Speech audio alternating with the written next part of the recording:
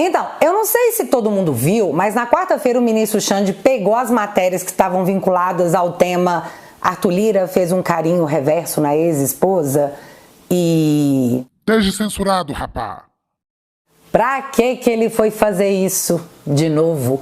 Porque a Folha não foi a primeira, a zerinha da fila foi a Cruzoé que, após a péssima repercussão, ele voltou atrás e esteja descensurado. O negócio é que quando ele derrubou as matérias, a mídia caiu matando em cima, chamando de censura.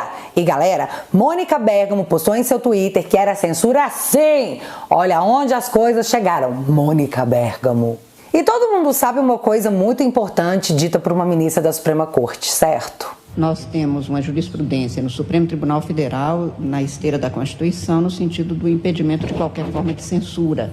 Não se pode permitir a volta de censura sob qualquer argumento no Brasil. E como não pode censura no Brasil, a decisão foi revogada para a revista, já que os perfis de esquerda tiveram seus posts removidos por ordem judicial da Suprema Corte. O que eu achei um avanço, né? Porque da direita a conta inteira era retida. Da esquerda, como manda a lei, só o post com comentário foi retido. E mesmo assim, gente, a choradeira foi barulhenta nas redes sociais. Tipo desse moço aqui que antes dizia o seguinte: agora que vi mais esse bolsonarista sendo preso, já posso dormir em paz. Obrigado, Xandão. Só que na quarta, o post dele foi um pouquinho diferente. Atenção, fui censurado pelo STF por ter exposto Arthur Lira. Não irão me calar, continuarei denunciando políticos malignos da extrema-direita. Estou aqui pelo bem do meu país e, se preciso for, estou disposto a me sacrificar pelas ideias que acredito. Meu Deus, gente, o cara teve um post deletado e já tá assim? Imagina 5 anos do que nós passamos. Então, alguém, por favor, dá um chocolate pra ele. Mas mesmo que Xande, ó poderoso, tenha descensurado a matéria, muita gente levou pro coração. E foi o caso do jurista Walter Mairovich, que eu não sei se vocês lembram, teve uma treta recente com Xande. O UOL fez uma matéria dizendo que o TSE estava meio que desqualificando o método de defesa da equipe jurídica do Bolsonaro. Aí o Mairovich fez uma matéria descendo o pau, dizendo que o que rolou era um desatino, fofoca e ofensa ética do TSE contra a defesa do Bolsonaro. E lembrando que na época dessa matéria, maio, o presidente do TSE era o Xande. Xande respondeu chamando a matéria de fake news e dizendo que o jurista Mairovich teve uma atitude lamentável ao repercutir uma matéria sem checar a fonte. Então tá assim, né? Os ânimos estão no nível não convidem para a mesma festa. Só que após a mais nova censura, não pera, volta que deu ruim, né? A descensura, que Mairovich soltou o verbo, o que nem seria uma coisa tão escandalosa se não estivéssemos em uma dita... Não foi quase. Numa democracia. Apenas ouça. É indigno, no meu modo de ver, um juiz constitucional, um ministro do Supremo, um guardião da Constituição, tudo isso, censurar da maneira como ocorreu, que significa rasgar a Constituição. E nós não estamos falando de um ministro que é qualquer, porque qualquer, ou melhor, que não seja especializado. O Alexandre de Moraes é um constitucionalista. Caramba. Ele tem obra, e boa obra, de direito constitucional publicada.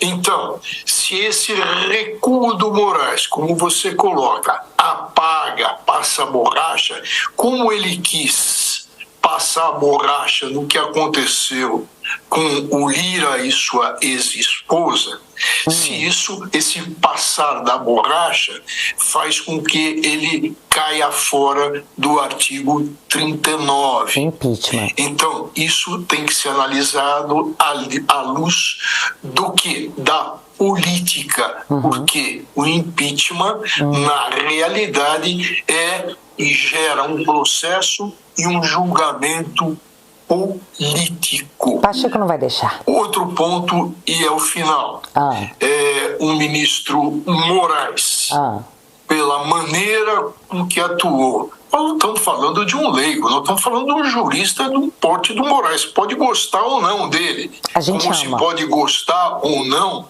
e eu não gosto, do ministro Gilmar Mendes, Mas são pessoas que têm muito conhecimento jurídico, muito preparo. Então, quando sai uma bizarrice dessa do Moraes, a gente pensa num compadrio dele com o Lira, daí saía esse absurdo. Ia lembrar que o Moraes, dias antes, esteve jantando nada mais, nada menos do que um corrupto de carteirinha, carimbado, o Valdemar da Costa Neto. Legal, né? Vamos comentar? Censura de Moraes contra reportagens é motivo para impeachment. Simples assim. Pois é, chegamos a esse nível. Só pode censura bolsonarista. Só que a gente avisou que censura não tinha ombro, né? Chato que nós falamos isso aí e chamaram a gente de negacionista. Mas foi só água bater no traseiro pra galera.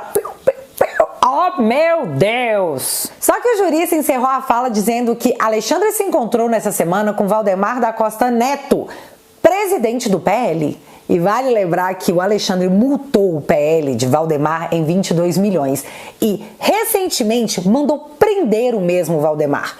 E até onde eu sei, posso estar errada, só que eu acho que não estou, essa investigação não foi arquivada, ela ainda está aberta. E dado esse histórico recente, o que o Xande queria com Valdemar, um presidente de partido político? Então, vocês lembram da PEC que limitava as decisões monocráticas de ministros da Suprema Corte? Pois então. Abre aspas. Numa manhã de novembro, dias antes da votação, o ministro Alexandre de Moraes convidou o Valdemar para seu apartamento funcional em Brasília e pediu que lhe ajudasse a sensibilizar senadores do PL a votarem contra a PEC. Fecha aspas. Xande pediu a um presidente de partido que ele prendeu recentemente e tem processo aberto para convencer os parlamentares de seu partido a votarem contra uma PEC que ia contra os interesses dos ministros da Suprema Corte. Foi o que eu entendi da matéria. E tá tudo bem. Sério, tá tudo bem, né, Pacheco? O problema mesmo é censurar matérias da velha mídia. Isso sim é tenso. Pelo menos é o que diz o jurista, né? Mas já que estamos falando de ministros da Suprema Corte, Toffoli, por quê? Por quê? Ao debater a liberação da posse de orégano, Toffoli fez essa incrível comparação. De acordo com a OMS, a Organização Mundial da Saúde, o que é droga? Droga é toda substância ou qualquer substância externa ao organismo que pode alterar seu funcionamento. Tanto o café, que eu acabei de beber aqui, como o tabaco, que eu não fumo, quanto a cocaína, que eu nunca vi, se enquadram nessa definição, pois todos modificam a bioquímica do cérebro, apesar de terem efeitos distintos. Não, Toffoli. Você jura que orégano e café têm efeitos diferentes? E riscos diferentes. Lições do café. Só beba se o banheiro estiver perto. E se beber café, não dirija. É claro. Cara, que medo de sair para comprar café em pó. Você pegou a piada horrível? Café em pó. Horrível. Sobre essa comparação de milhões, eu não vou falar nada, porque eu reservei meus 2 centavos para a próxima, que também foi uma pepita de comentário. E a voz da sociedade aqui se faz presente. Aqui nós temos pessoas indicadas por presidentes da República de direita, de esquerda, de centro-direita, de centro-esquerda, aprovados todos pelo Senado da República. Todos. Ou seja, passando por crivo, se somar os votos dos presidentes da República que receberam e foram eleitos, aos votos dos senadores que nos aprovaram, todos aqui estamos legitimados em cerca de 100 milhões de votos. Todos aqui estamos legitimados em cerca de 100 milhões de votos. Não há que se falar que aqui não há legitimidade popular. Ai, cara, o Toffoli me faz raiva e ao mesmo tempo ele me diverte. Como é que pode, né? Ele anunciou porque ele quis. E não há o que se falar em falta de legitimidade porque eles estão amparados por 100 milhões de votos. Entenda, para o Toffoli eles podem legislar sobre o tema porque eles possuem 100 milhões de votos. Ah, gente, meu advogado me ligando aqui na hora de gravar um vídeo, 1 minuto, só ver o que é. Oi, ei, e aí, tudo bem? Juízo? Não pode falar certas coisas por causa da ditadura? Que? Meu canal? Pode derrubar meu canal? Não quero ser presa. Tá bom, eu não vou falar nada não. Combinado. Ah, então, gente, era o meu advogado querendo uma receita de bolo. Uma receita de bolo. Eu só gostaria aqui de um pequeno relembrar a viver recente. 2, na verdade. Em setembro de 2023, 61% dos brasileiros eram contrários à descriminalização do orégano. Já em março de 2024, esse número subiu para 67%. Diz o Datafolha que a velha mídia adora. 100 milhões de votos. E para contrapor esse argumento, principalmente aquele de que países mega desenvolvidos já legalizaram e nós estamos aqui nesse chorume de retrocesso, André Mendonça teve que ser o adulto na sala. A grande verdade é que o legislador, nós estamos passando por cima do legislador caso essa votação prevaleça com a maioria que hoje está estabelecida. O legislador definiu que portar drogas é crime. Transformar isso em ilícito administrativo é ultrapassar a vontade do legislador. Nenhum país do mundo fez isso por decisão judicial. Nenhum. Em segundo lugar, a grande pergunta que fica é o ilícito administrativo. Quem vai fiscalizar? Quem vai processar? Quem vai condenar? Quem vai acompanhar a execução dessa sanção? Não existe. Essa deliberação com a devida vênia aos entendimentos em contrário tem que ser adotada pelo legislador. Eu sou contra, mas eu me curvaria caso o legislador deliberasse em sentido contrário, apenas conseguindo a minha opinião e entendo com a devida vênia que o presidente da CNBB não é vítima de desinformação. Bom, Vossa Excelência acaba de dizer a mesma coisa que eu disse, apenas com um tom um pouco mais panfletário. Eu, ao início da sessão, disse, estamos discutindo se é ato ilícito administrativo ou se é ato ilícito penal. Vossa Excelência entende que é ato ilícito penal e tem todo o direito de achar, mas a minha explicação foi absolutamente correta do que está sendo decidido aqui, se é ilícito penal ou se é ilícito administrativo. Seu Barroso não gostou porque eles têm batido o pé que eles não estão votando para descriminalizar nada. Eles vão só mudar o ato de penal para administrativo. Mas sobre isso, na última sessão do tema, o Xande tinha dito isso aqui após a fala do André. Sim, eu insisto em lembrar das coisas. Por quê? Eu quero aqui, até porque eu trouxe a proposta de tese, o ministro André está correto. Nós não estamos legalizando, ou seja, dizendo que não poderá haver consequências, mas nós estamos descriminalizando. Então é importante o debate, a minha posição é contrária do ministro André, mas eu preciso me manifestar nesse sentido, porque o primeiro item da minha tese é exatamente isso, não tipifica o crime previsto no artigo 28. Isso. Então nós não estamos legalizando, como o presidente disse. Com que eu concordo. Mas estamos descriminalizando. Não é mais crime. Ou seja... Beleza. E como o Xande é soberano e não mente nunca, vou ficar com a interpretação dele sobre o que a Suprema Corte está fazendo. Porque o Xande odeia mentira, né? Mas a dúvida do André Mendonça é a seguinte. Se a punição vai ser administrativa, quem é que vai punir? Quem vai aplicar isso? Nem eles disseram ainda. E um outro ponto a ser colocado é, se a venda de orégano é proibida no Brasil e a justiça vai diminuir a punição para o usuário, ele vai se sentir mais de boa para comprar e portar essa substância. E o ponto central segue sendo, de quem que vocês acham que eles vão comprar? Porque não vende no supermercado, né? Fica a reflexão sobre tudo isso. Mudando de assunto, até porque eu já falei demais dos magnânimos e eu sei que a democracia não gosta. Vamos falar de Paulo Pimenta, que após chegar um pouco atrasado na tragédia do Rio Grande do Sul, chegou prometendo o mundo para todo mundo. Mas essa semana ele teve que lidar com o fato de que sim, ele pode dizer o que ele quiser, mas o dinheiro quem libera é o Dilma. o pai dos pobres. A bomba que Rui Costa jogou no colo de Paulo Pimenta. Ministro da Casa Civil informou ao colega gaúcho que não há dinheiro para a reforma de casas e aluguel social no Rio Grande do Sul. Mas não para aí não. Governo reavalia critérios e suspende temporariamente crédito de 15 bilhões ao Rio Grande do Sul. Liberação começaria hoje, sexta. Ministro Paulo Pimenta diz que serão feitos ajustes no programa. Mesma desculpa do Voa Brasil, que até hoje, nada. Lenda urbana.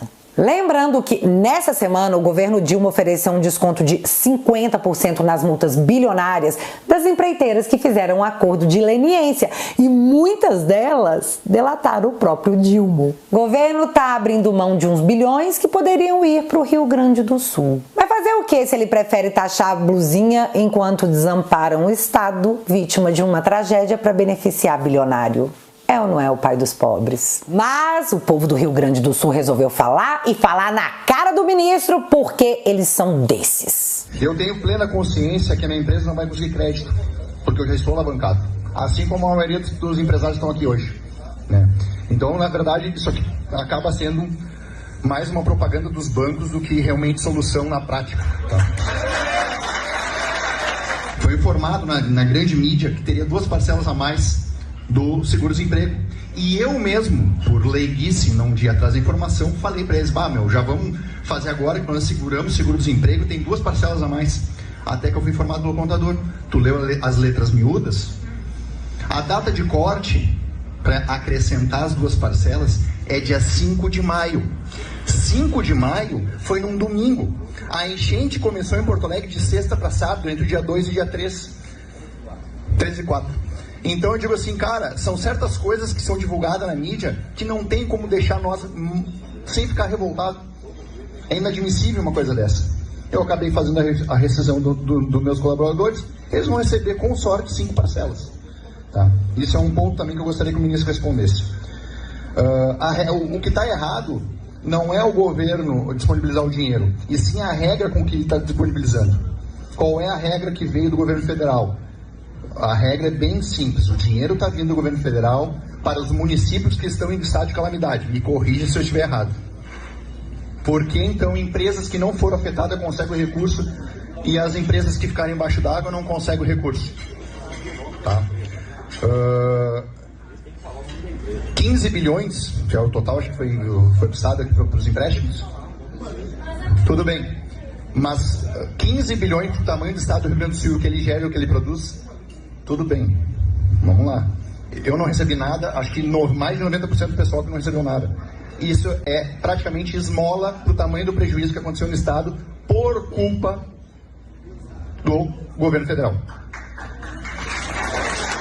E é capaz desse senhor ser acusado de desinformação por conta da cauda longa, né? Lá da Daniela Lima. Não duvido de mais nada. Mas tá, deixa eu falar então rapidinho do Dilma, que arrumou um escândalo sobre a taxa de juros. E faltou falar que o Campos Neto era tipo Majin Buu magro, versão super malvadona. Disse que os juros no Brasil tinham que cair e que não caíam porque Campos Neto não queria e tava meio que atuando para atrasar o Brasil. Aí veio a reunião do Copom, onde o Dilma indicou 4 pessoas, entre eles Galípolo, menino do zóio do Lula, e por unanimidade, não, Dilma, não vai dar para baixar os juros porque a sua irresponsabilidade fiscal tá quebrando o Brasil. Em minha livre adaptação. Unanimidade significa o baile todo, até os carinha que o Dilma indicou, até o seu Galípolo, que tinha tudo para ser o presidente do Banco Central e agora não sabemos. Ficou feio, mas não mais feio do que perder e depois sair dizendo que nem queria mesmo. E foi exatamente o que o Dilma fez. Espírito dentro do Palácio do Planalto avaliando de que não seria bom manter a taxa de juros em 10,5%, críticas públicas de Luiz Inácio Lula da Silva e tinha uma aposta muito grande sobre o voto do diretor de política monetária do Banco Central, Gabriel Galípolo, como ele se posicionaria, já que ele foi indicado por Luiz Inácio Lula da Silva e ele também é o principal cotado para substituir Roberto Campos Neto. Pois bem, o que me disseram, tanto no Ministério da Economia quanto no Palácio do Planalto, é que o voto de Galípolo, mantendo a taxa básica de juros em 10,5%, foi estratégico. estratégico. E cá estamos nós em 2024 falando de xadrez 8D. E a casca de banana tá aí no chão. Cai quem quer. Dólar em seu maior patamar desde julho de 2022. Dólar de pandemia sem pandemia. Apenas o efeito Dilma. Faz o L. Dilma também mostrou que sua língua não tem freio e achou super apropriado dizer isso aqui para uma mulher na frente de todo mundo. Veja aquela menina que veio aqui com 3 crianças. Aquela moça tem 25 anos de idade. Ela tem 3 filhos. Eu falei para ela, minha filha, a primeira coisa que você tem que fazer é parar de ter filho. Porque você já tem 3. As feministas? Shhh, não fala nada. É para salvar a democracia. Outra coisa, o Dilma mandou quase um bem feito pelo 7-1 que nós tomamos. Afinal, onde já se viu boicotar uma Copa que gastou bilhões de reais em obras superfaturadas e que muitas sequer foram concluídas até hoje? E reclamar que queria hospital de qualidade? Bem feito pra você! E Deus é justo. Nós tomamos de 7-1 naquela Copa do Mundo da Alemanha. Quando nós começamos a fazer a Copa do Mundo, a quantidade de denúncias de corrupção nos estádios na Copa do Mundo, e muita gente inventou aí os jogos da direita mesmo, sabe? Tudo tem que ser padrão FIFA, porque o Brasil tem que dar saúde padrão FIFA, o Brasil tem que dar não sei o que lá padrão FIFA, na tentativa de desmoralizar a Copa do Mundo. E Deus é justo. Nós tomamos de 7-1 naquela Copa do Mundo da Alemanha, sabe? Já que é para castigar, vamos castigar. Esse é o Dilma, o estadista lá da Catanhede. Sobre os professores, Dilma disse que não tem dinheiro e que é para o professor pensar em tudo que ele já fez para eles em outros momentos. Viva de recordações, se alimente de amor, pague as contas com o Estado Democrático de Direito. Em minha livre adaptação.